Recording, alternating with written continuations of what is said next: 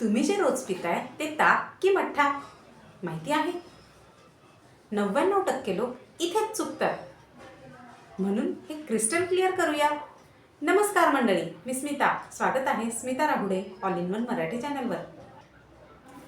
उन्हाळा वाढतोय, आपल्याला थंड पेय खूप महत्त्वाचं. पण सारखे दिसणाऱ्या दोन वस्तू ताक आणि मठ्ठा यांच्या चवीत, बनावटीत आणि रिझल्टमध्ये मोठा फरक आहे. चला बघूया. ताक म्हणजे काय? दही आणि पाणी नीट मिसळलं की तयार होणारं मिश्रण म्हणजे साधं ताक. हो, लोणी काढल्यानंतर उरलेला द्रव पदार्थ म्हणजे सुद्धा ताकाचंच रूप. हे सौम्य, हलकं आणि पचनास मदत करणारं असतं. मठ्ठा म्हणजे काय?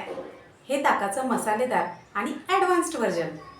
यात आले, हिरवी मिरची, कोथिंबीर, कढीपत्ता, मीठ, जिरे हे मसाले असतात. म्हणूनच चव झणझणीत, सुगंधी आणि पोटाला इन्स्टंट कम्फर्ट देणारी असते. दोघातला मुख्य फरक ताक साधं आणि सौम्य, मठ्ठा चवदार, मसालेदार आणि सुगंधी. दोन्ही दह्यापासून बनतात, पण सेवनानंतर बॉडीचा रिस्पॉन्स वेगळा. चला सांगा पाहू. तुम्ही जर दही आणि पाणी मिक्स केलं, त्यात मसाले टाकले नाहीत, तर काय तयार होईल? ताक की मठ्ठा? उत्तर कमेंटमध्ये नक्की सांगा. बघूया किती जणांना माहिती आहे आणि समजलंय.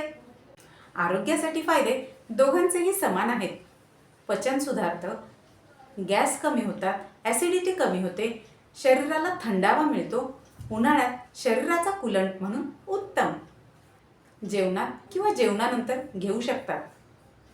रात्री उशिरा सर्दी खोकला असेल तर, घसा खवखवत असेल तर, पोट थंड पडत असेल तर टाळावे. लक्षात ठेवा, साधं म्हणजे ताक आणि मसालेदार म्हणजे मठ्ठा. तुम्हाला जास्त काय आवडतं, ताक की मठ्ठा? मला कमेंट करून नक्की सांगा. व्हिडिओ आवडला असेल तर लाईक, शेअर आणि सबस्क्राईब नक्की करा. पुन्हा भेटूया पुढील व्हिडिओत. तोपर्यंत निरोगी राहा, हसत राहा आणि Smita Rahude all in one Marathi चॅनलला पाहत राहा.